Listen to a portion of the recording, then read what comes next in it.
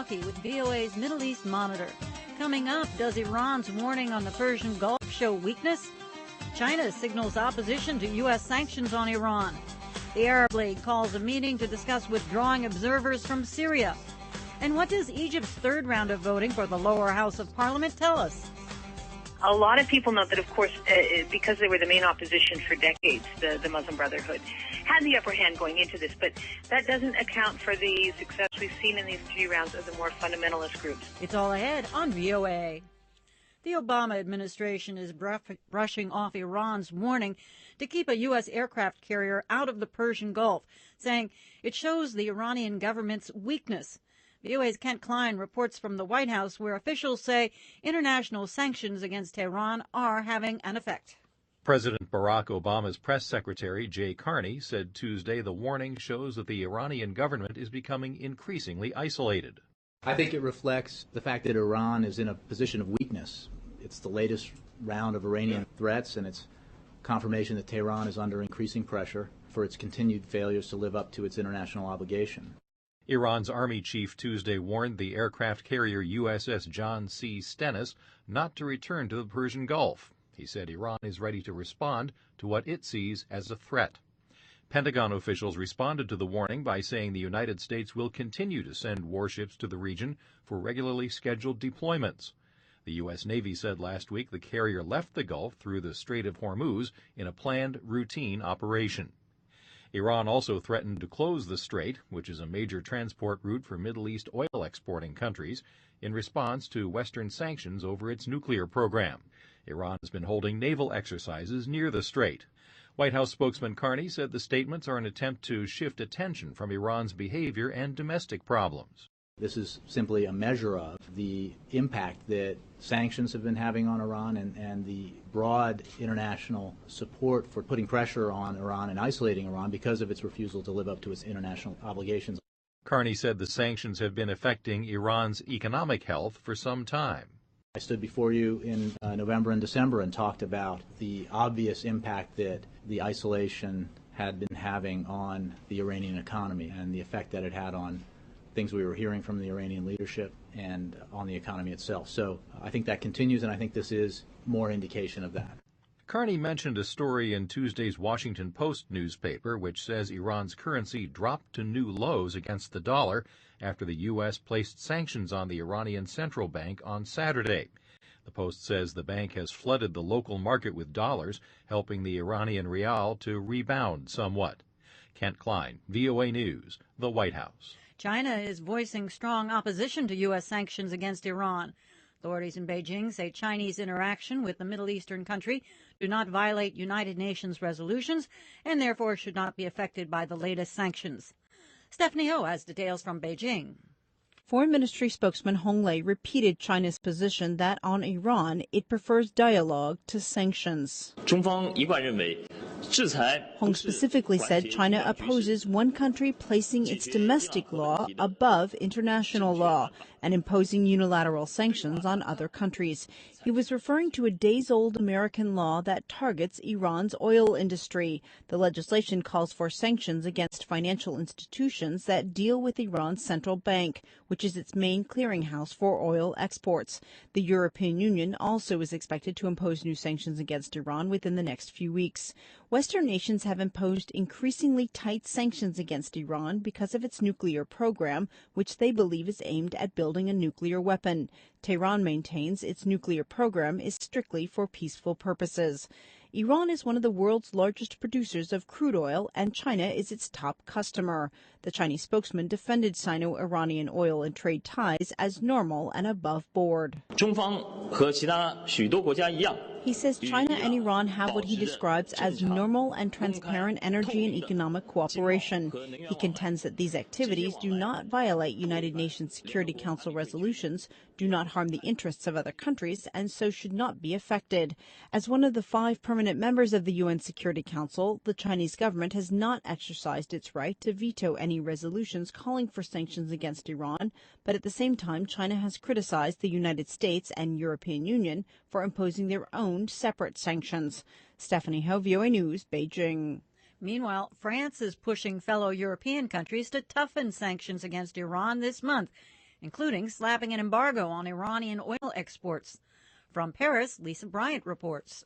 In a television interview Tuesday, French Foreign Minister Alain Juppé said there is little doubt Iran is trying to build a nuclear bomb. C'est la raison pour laquelle la France tend fermer la voie de la négociation et du dialogue avec l'Iran. Mr. Juppé said France will be pushing the European Union to toughen sanctions against Iran on two fronts, freezing the assets of Iran's central bank and imposing an embargo on Iranian oil exports. Paris wants the EU to adopt the measures by January 30th, when European foreign ministers and heads of state meet in Brussels.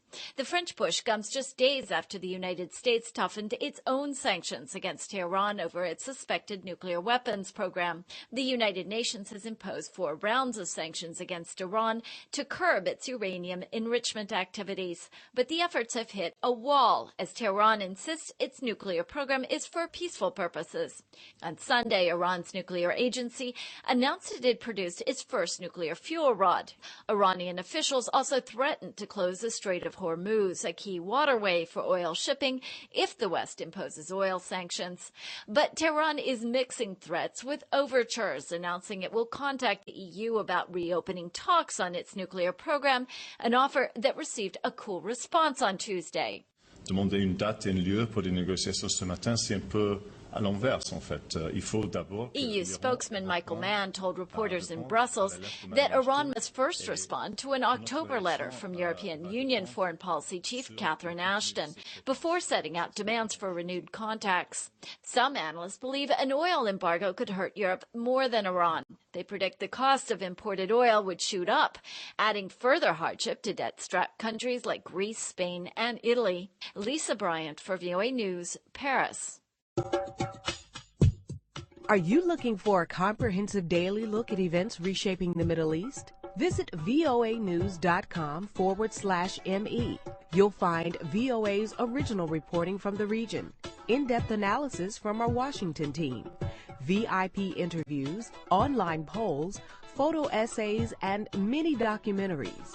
Bookmark us or add us to your RSS reader. That's voanews.com/ME. Libya's interim government has named a former military officer under Muammar Gaddafi as the head of the country's army, while clashes between militias and the capital highlighted ongoing security challenges. The fighting erupted Tuesday in Tripoli between a local militia and one of the city of Misrata, about 200 kilometers to the east. The two sides used machine guns, rocket-propelled grenades, and anti-aircraft guns, killing at least 4 people. Militias from across Libya helped liberate Tripoli during the uprising that pushed Mr. Gaddafi from power, but tensions have remained as rival groups compete for influence in the country's new government. Interim leaders on Tuesday named Yusuf Mangush to lead Libya's new army. He resigned from Mr. Gaddafi's military a decade ago. Amid mounting criticism over the effectiveness of its observer mission to Syria, the Arab League has called an urgent meeting Saturday to discuss the future role of its team. France's foreign minister and Syrian opposition groups say the League mission has done little to quell violence against civilians. Edward Uranian reports from our Middle East Bureau in Cairo.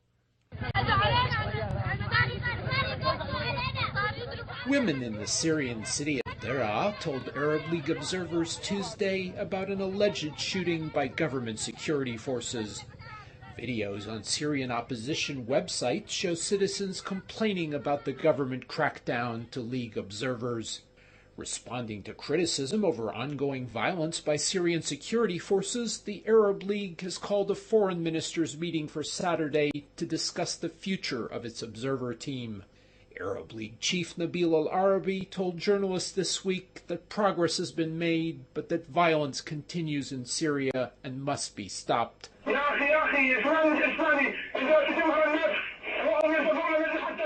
Witnesses described people panicking Tuesday afternoon in the city of Hama as Syrian security forces fired at a large crowd of protesters.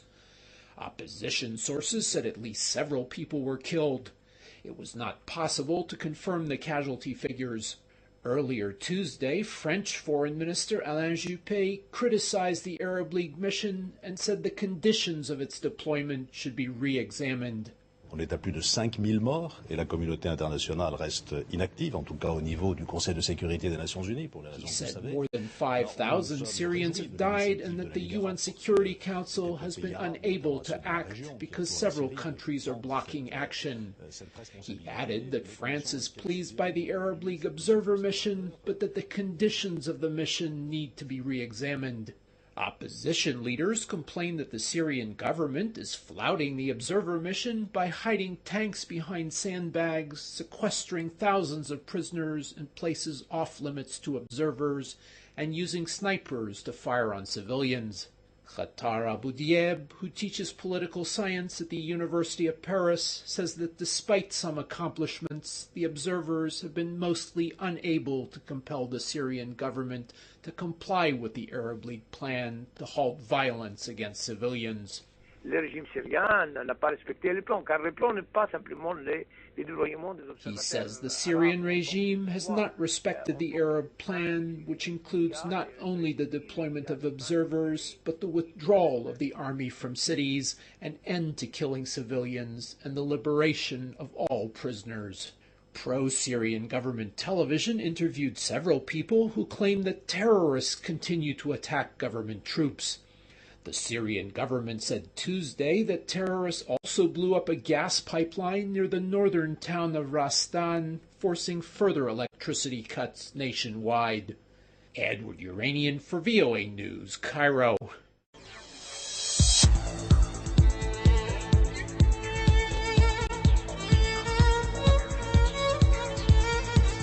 If you crave the latest news and analysis about the Middle East, follow us on our Twitter feed. You can find it by searching at VOA Middle East. Every day we tweet VOA's own special reports, analysis, VIP interviews, photo essays, and mini documentaries. That's VOA Middle East on Twitter. Get a read on the news before it happens.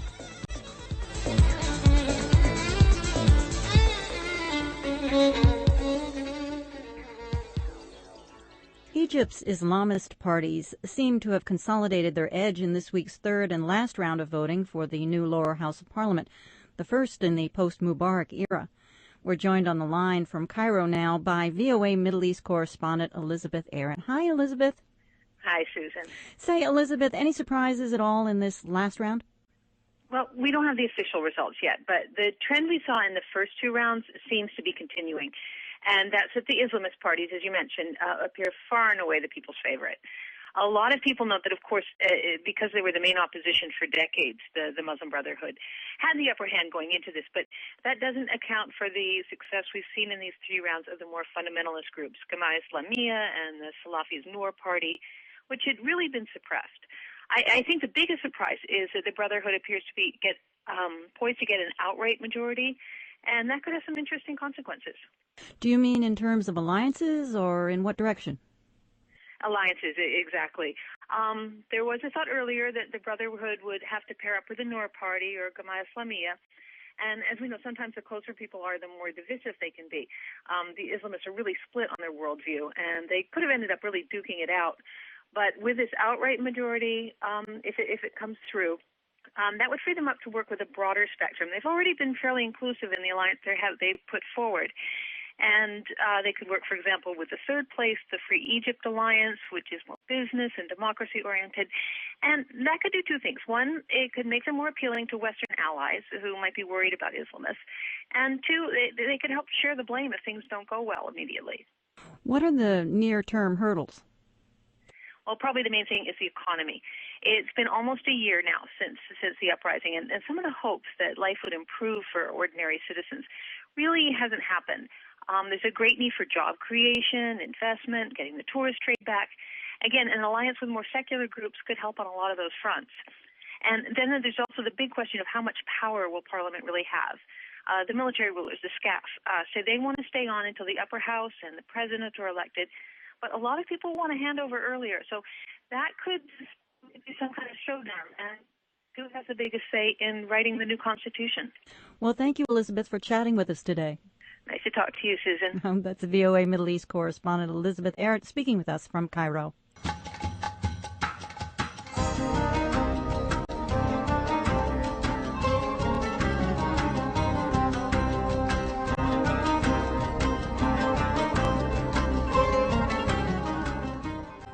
The United States says that Taliban moves to open a political office in Qatar could play a positive role in ending the war in Afghanistan.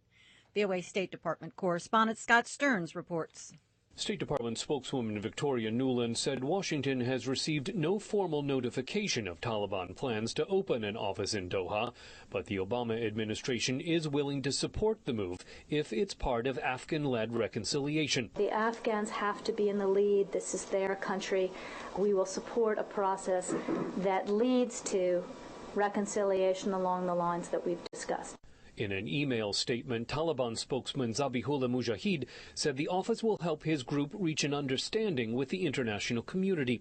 But he made no mention of the Afghan government of President Hamid Karzai, which the Taliban calls a puppet regime.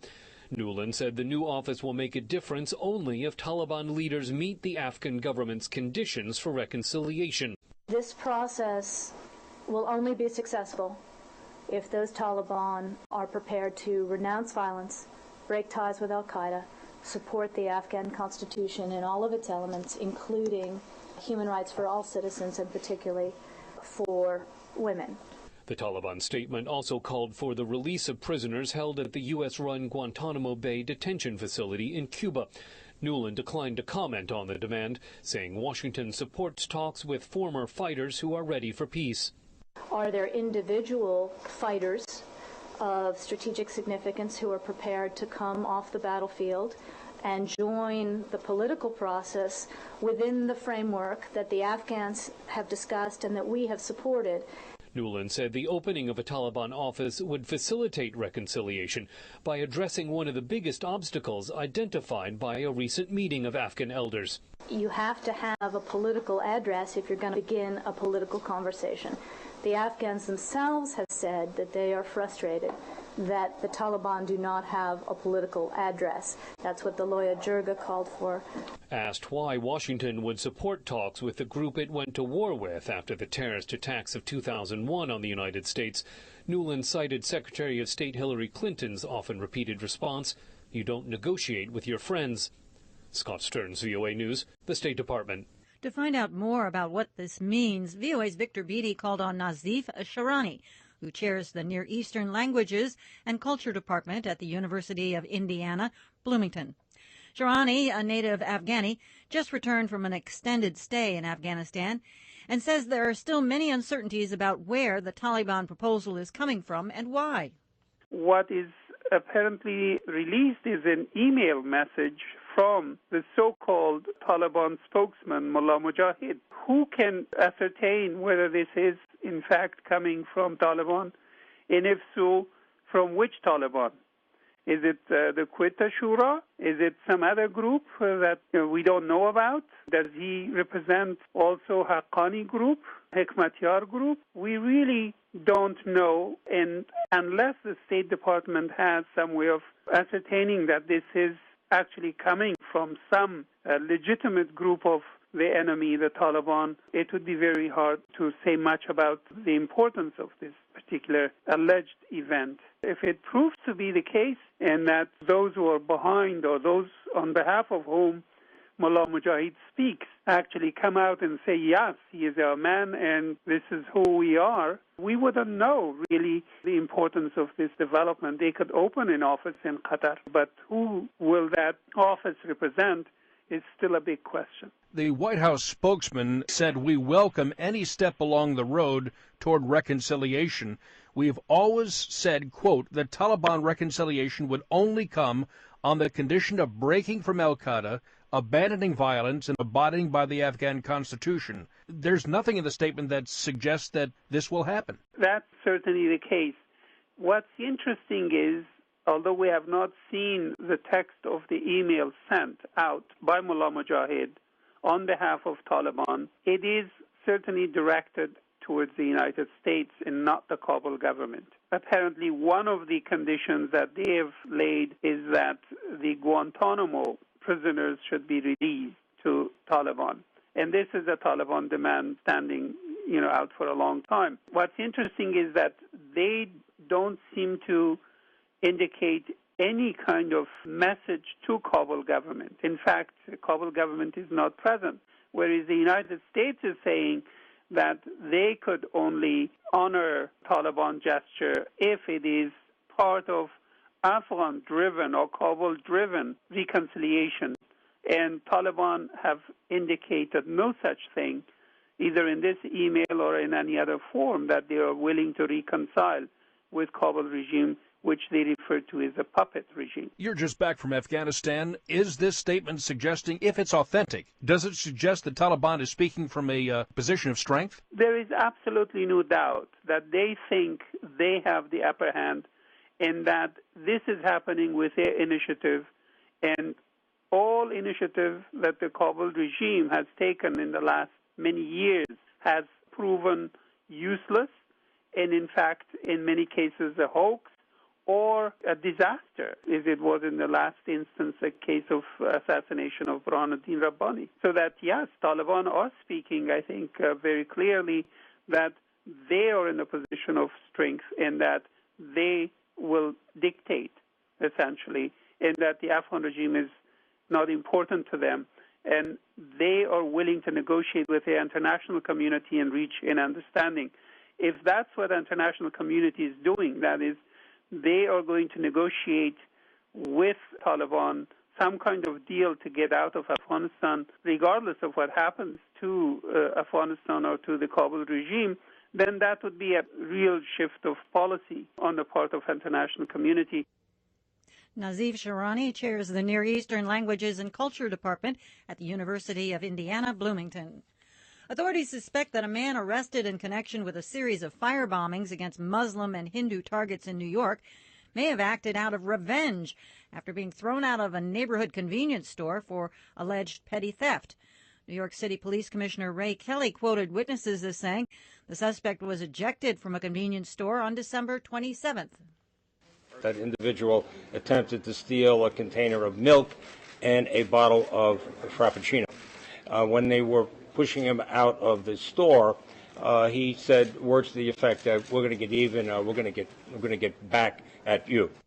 While it was not immediately clear if the attacks were based on religion, New York City Mayor Michael Bloomberg came to the Islamic Center Tuesday to lend his support to the Muslim community. I think we all know that we are in this together. Discrimination against anybody is discrimination against everyone.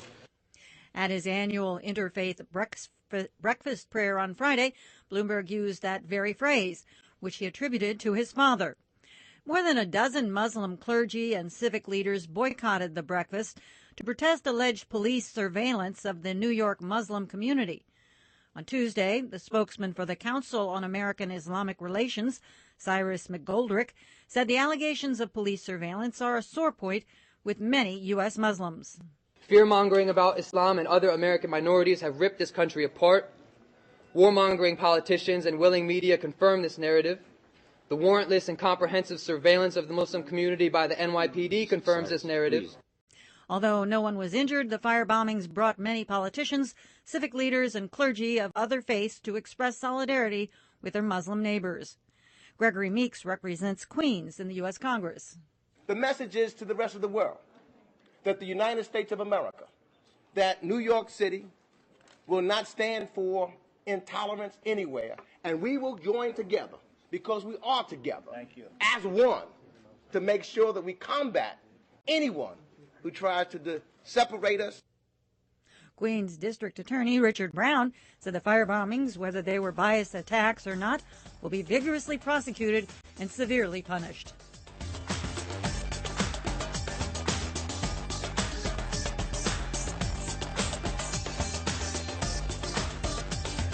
This has been VOA's Middle East Monitor. Join us Monday through Friday for news from the region and of interest to the region. Coming up on International Edition, Indian fans are hoping for a cricket victory in Australia. Thanks for tuning in to the Voice of America.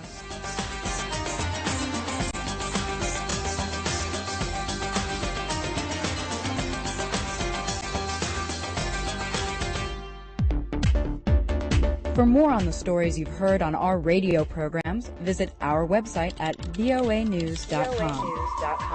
That's where you'll find in-depth reports, related stories, videos, and more from our team of correspondents. Or take the news with you by downloading podcasts of your favorite VOA program. That's at voanews.com. voanews.com. Online news for a changing world.